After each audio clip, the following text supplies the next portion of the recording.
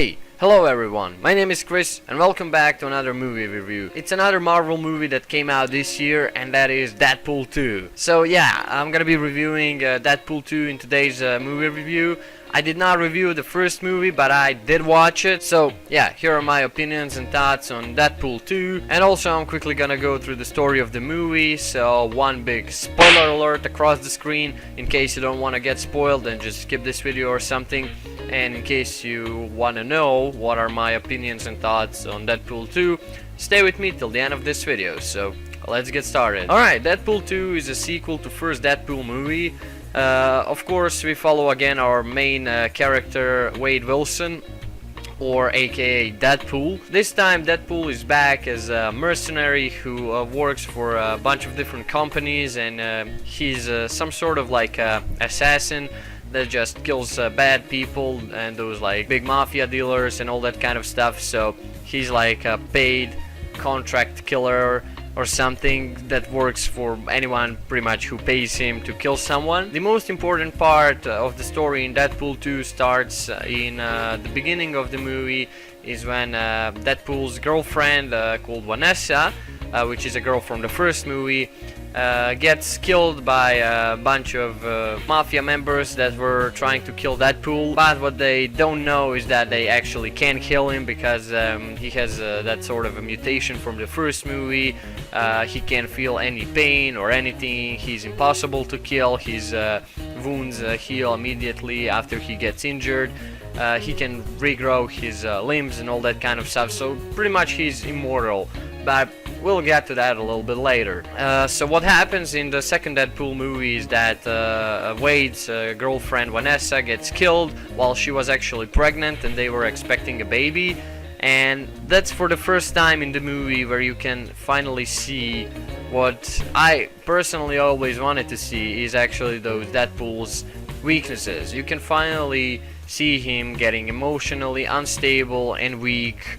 Also, he starts to show his physical weaknesses, because in Deadpool 2 there is apparently some sort of special collars when you attach onto mutants' necks. They lose their abilities, and Deadpool in one moment lost his ability, which finally brought me to like conclusion of how you actually can kill a Deadpool. I've always been wondering, how can you kill a Deadpool? So I finally love how movies show that, how you can actually kill a Deadpool. So basically, as long as he has that collar attached around his neck, his special ability of healing is disabled, and he has back his cancer that he's got from the first movie, and he's just like any other human being, bleeding, dying.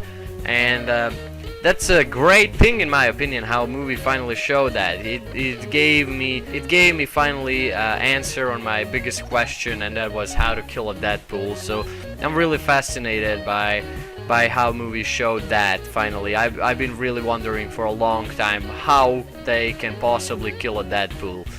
But yeah, that's pretty much it about killing Deadpool. Let's continue now with the story of the movie. So after his girlfriend Vanessa dies, he starts to be very emotionally unstable, and he gets really angry at those gang members.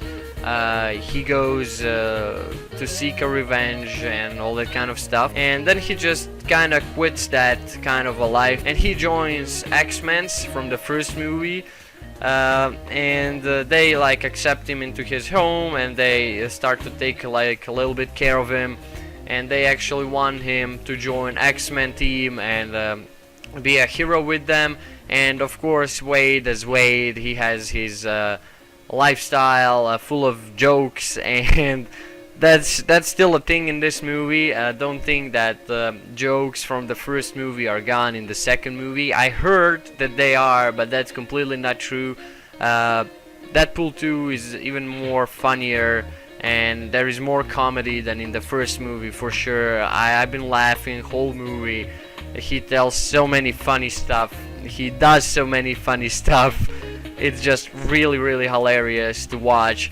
But I love also how in the Deadpool 2 they kinda reduce that level of humor, and they put like some real stuff and real action and you can actually see through the whole movie Deadpool suffering the loss of Vanessa, and he's really depressed and feels down, and he blames himself for her death and all that kind of stuff. So that's pretty much what the whole movie is all about. I think it's more of showing Deadpool's weaknesses.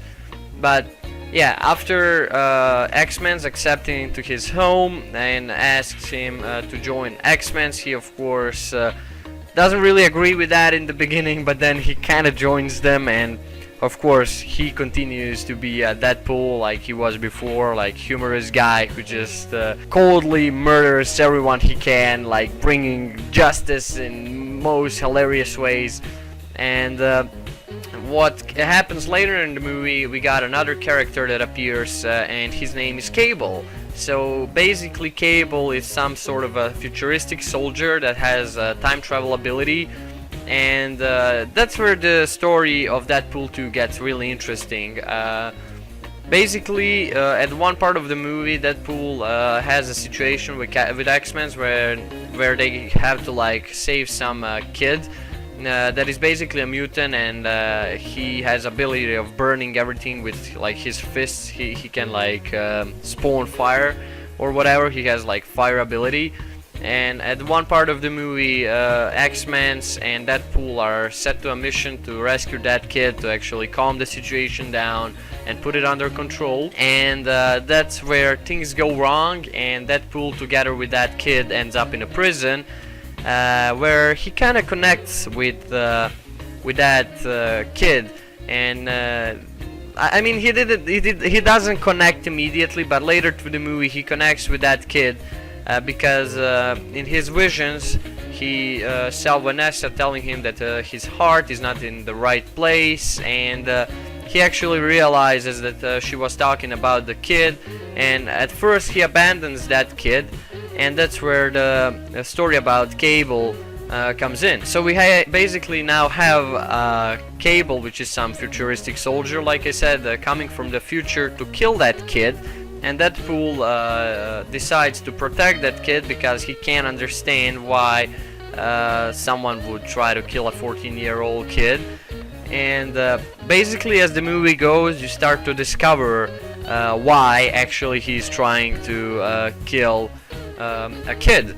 And that's because that kid, after he kills the director of the school. So apparently there was some school like for mutants that kid used to go to, and it's like a torture place where like that company captures the mutants, and then they torture them, use them as weapons, weaponize them, and make them do things they don't want to do and all that kind of stuff. And kid wants a revenge on that, like school director. And what Cable later tells Deadpool is that if that kid kills that school director, he's gonna keep killing everyone, and one day he's gonna kill his wife and kid. So Deadpool and Cable have a common thing. They both lost families. Deadpool lost his pregnant girlfriend, and Cable lost his wife and daughter that was killed later in the future by that kid. So why Cable came back into the past to kill that kid is basically to save his wife and daughter, and that's why he actually is trying to kill that kid. And Deadpool doesn't allow that because he was expecting a kid with Vanessa, and he realized, okay, I'm gonna treat this kid as my own, and he goes and protects him and all that kind of stuff. So story is pretty interesting in Deadpool 2. That's pretty much what the story is about. It's about showing Deadpool's weaknesses and showing other side of a Deadpool, the good side of a Deadpool. So he's not just a hilarious cold-blooded murderer. He actually shows his feelings and compassion for that kid, and I think that's pretty much what this movie was trying to tell you. It was actually trying to show you other side of Deadpool.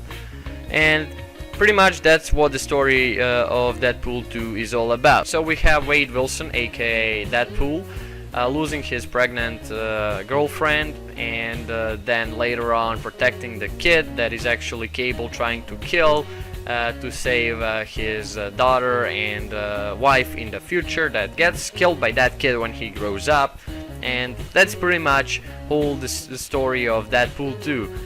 There is a few more things that happens here and there, but those are not that really important details. But yeah, that's pretty much what the story of Deadpool is all about. And I love it. I love how they expand the story. I love how they finally show the way how to kill a Deadpool. It was fine. I think Deadpool 2 was much better than the first one. There was much more hilarious moments and jokes than the Deadpool 1. There was definitely more action.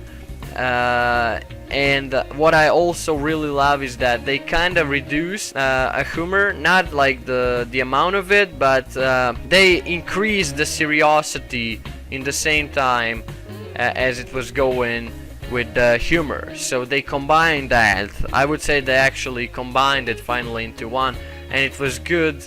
Good action Marvel comic movie combined with, of course, comedy and hilarious moments and all that kind of stuff. So it was just right on the place. I feel Deadpool 2 was like sugar on the cake for the end. Like, it was just awesome. It was much better than the Deadpool 1.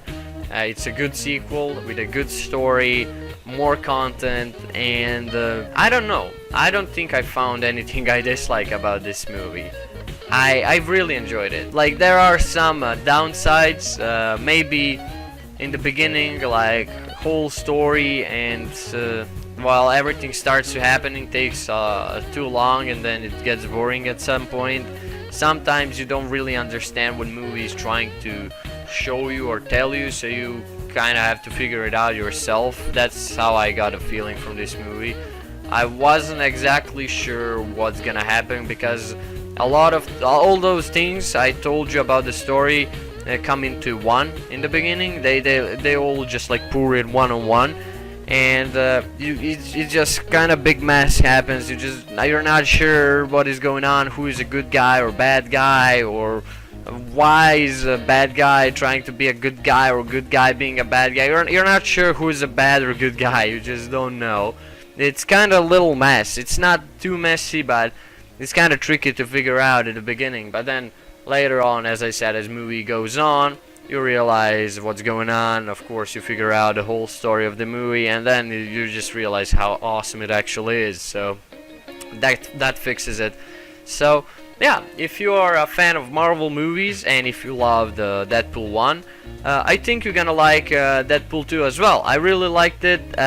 It was much better than Deadpool 1 in my opinion, and I totally encourage you to go and watch it if you want. It's awesome movie. I really enjoyed it. Of course, if you want to laugh a lot, that's definitely gonna happen. Movies like filled with jokes and hilarious moments. It was just too hilarious at some point. You just can't resist to not laugh. You just have to laugh. Like when you hear all these jokes and see all the stuff he does in the movie.